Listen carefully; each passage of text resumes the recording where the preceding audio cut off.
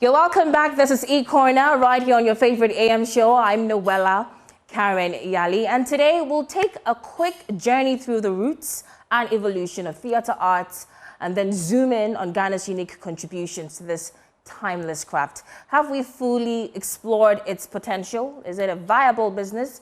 And how can we attract more investment into this industry? I have an exciting feature to set the stage, followed by an engaging conversation with an expert in the field who will help us unpack these questions and more. So stay with me. It's going to be an insightful ride, and we're digging in right away with a feature on our topic. Enjoy.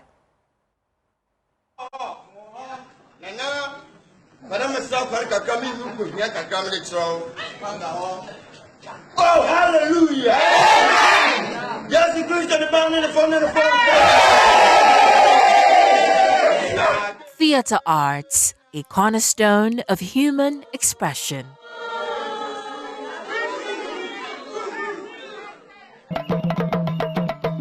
From ancient rituals and dramatic Greek amphitheaters to the grand stages of Broadway and Africa's bustling cultural hubs, theatre has always been a mirror to society. Went in so Bamabia and Iriam no Oyatrophone. Now, what chia wanyanam? Obaba Fiena no who Abrebiano or Yura Mojinamwa. No tinito as or the bo Abrebiano. In Ghana, our journey with theatre began as an oral tradition deeply rooted in storytelling, dance, and music. From the vibrant Akan and Nansesem stories to the rise of formal theatre in the colonial era, we've seen the art form evolve.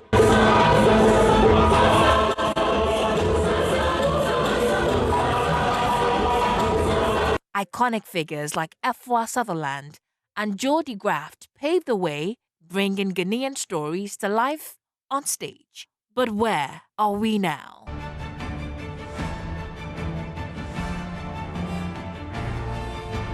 As global theatre continues to thrive, has Ghana truly tapped into its potential? And what's next for this dynamic art form? Let's find out.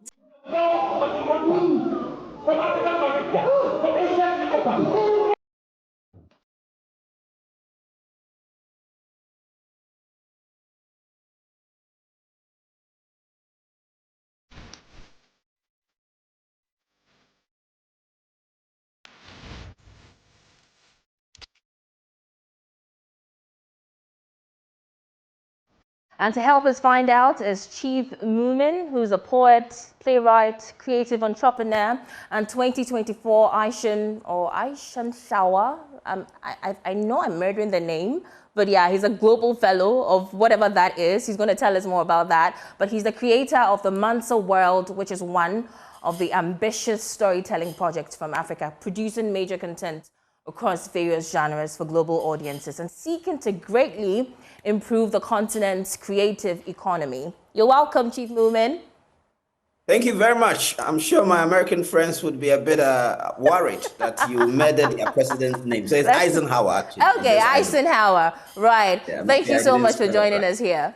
Thank you very much, and good morning to you. Good morning, good morning. So I guess we're going to start the conversation by me asking you what the state of theatre arts is looking like here in Ghana now. Okay, let me start by saying a very, since we're in the creative space, and for those of us in the creative space, we've had the nomination of our minister, Honorable Abdullah Gumashi. Let me start by saying a very good morning to her and a very big congratulations to her. It was quite an unexpected nomination, and a lot of us championed, that she should be selected, and she was selected. So we're very happy with that she's an industry person. She's been there before. And we saw, her commitment to the industry, and we look forward to greater heights with her in charge going forward. Well, having said that, what's the state of theater in Ghana? I mean, like any developing space is challenging, but it is developing. Let me put it in that way, because we've seen that there are a lot more producers in theater now producing large scale productions, commercial productions. We are growing our audience. We are still absolutely not there yet, but in terms of the production side, there is a lot of work and investment that is going into it by producers, by playwrights, creatives who are interested in ensuring that theater becomes a mainstay of our cultural and entertainment industry. So we see a lot more productions, in different venues, but it's still extremely challenging. We haven't yet unlocked the potential. Our audience base has not really transformed. I always estimate that we probably have at best about 10,000 theater going audience, if you like, in a population of 30 million plus. So that is still quite very unimpressive. Right. I mean, and it's a developing space. It's a developing space. Well, I've had conversations with you in the past and other creatives in the theater business, and they seem to be singing the same chorus you sing. What is the problem here? Is it a thing about funding, or is it a thing about lacking support from, Ghanaians in general? Well, I mean, I always see it as three major issues, right, or challenges: infrastructure, content, as well as marketing, which all boils down to, well, I guess, resources, right? The kind of theater we do in our part of the world, you just run a play for like a weekend. The investment that goes into pre-production is so much that the theater business model is that you're able to run it over time, a couple of months, even years. Some productions have been running for 20 years, right? So that's how theater makes money. The more you are in the theater, the more people are paying to come and watch your productions, the more you make money. So here in this country, for example, there's hardly a venue that you can say, this is a venue I can do theater in for like 2-3 months, or like even 2 weeks, or 3 weeks or 4 weeks, So if it's the National Theatre, a lot of people are trying to get a National Theatre. So you can get one weekend. If you're lucky, you get another weekend, or you have to book. So you can block a continuous space and say that for this space, I'm going to do 3 months. To be able to do that, you need resources to maybe construct your own theatre, or at least the infrastructure should be available. And quickly, the second one is content, right? You need to be able to develop content that is interesting, that is exciting, that can keep bringing people, into the theater, right? And we've had at least proven that we can produce good content. And the last pillar is marketing now. No matter how good your content is, if you don't have the resources to market it, most people will not know about it, and most people will not be excited to come into the theater to see it, right? Here's the case: you don't even have enough resources to invest in the content, how much more marketing? So in an ideal case scenario, if you had the infrastructure, you had good content, and you had good marketing, then you know that you can expand your audience base, maybe from 10 to 50,000, or even to 100,000, which I think that if we're having about 50,000 people, 100,000 people coming to see theater, then it's a real business. So I guess it all boils down to issues of resources, because a lot of producers produce out of their own resources, right? It's not like you have some serious investments coming in or some grants that you can access. So a lot of us are really bootstrapping, grafting through the process, hoping that we can build a strong enough audience base, and that there will be a theater going culture that would necessitate more investment from people who have the resources. So, I mean, three things, but for the content and marketing, it is up to you, the creators, not up to government. I guess the infrastructure is where you probably need the help of government. Is that right? Even this, government always has an important role to play, but I actually see it as a role for the private sector, right? Because if you go to the developed, advanced, creative economies, it's not government that owns the theaters; it's private individuals who own the theaters, because it's also a business for them. Because then if they own the theater and they have a production running in that theater, they can make a cut from the ticket sales role. So imagine if all of these people investing in so many real estate. Some people have 100 houses.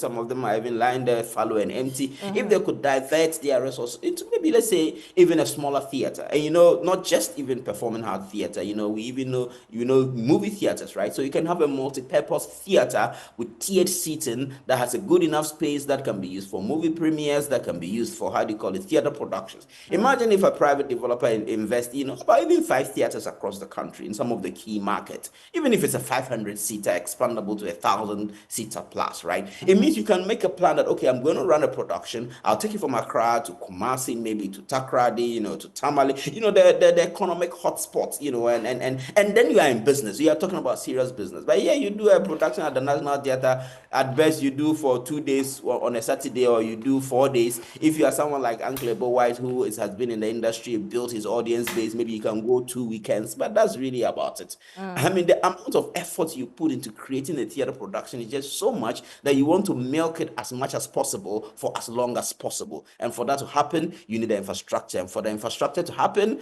maybe it's not government that we need private sector individuals to see the performance pace as a viable opportunity for investment, or even for cultural philanthropy. So when you go to these big economics, one of the things you find is that the big people who make their billions, they invest in infrastructure, right? So you have the Carnegie Hall. It's like one of the most prestigious music halls, in New York. It was not built by the government. It was built by a billionaire, a steel magnate, Carnegie, who after making his money said, I want to influence culture, because culture is really about civilization. So they build libraries, they build museums, they build cultural centers. And that's the kind of mindset that we would need in our part of the world if we are going to really improve our cultural space. I'm totally hating myself right now for wanting to cut short this very interesting, all-important conversation.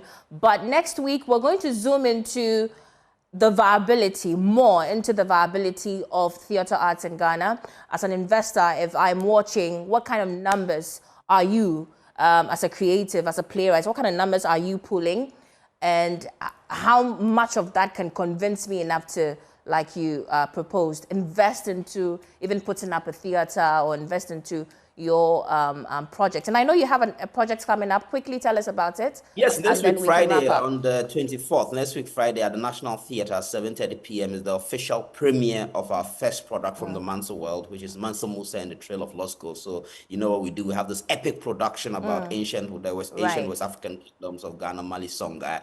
And so we're inviting all, if you have the time. It's a fascinating production. We've actually been focusing on a global tour. So this is just the first of that world premiere series, since we are producing it here. We're staging in Ghana next week Friday, 7:30 p.m. at the National Theatre for Mansa Musa and the Trail of Lost Gold. Definitely going to try to be there. Obviously, if you extend an invitation. If you extend an invitation to me, definitely I'll be there. But thank you so much.